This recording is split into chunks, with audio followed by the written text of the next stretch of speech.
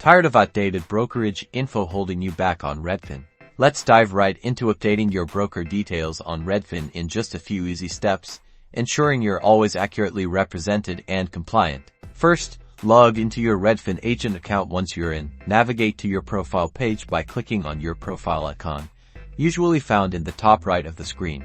Next, look for the Edit Profile button. It's typically located near the top of your profile page. Click on it to begin making changes. Scroll down until you find the Brokerage Information section. Here, you'll see your current brokerage details.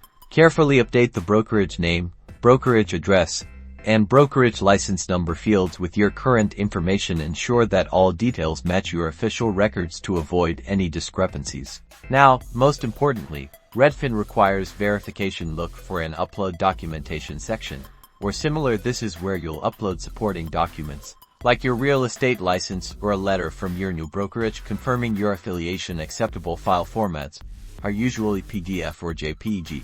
Make sure the document is clear, legible, and displays all necessary information.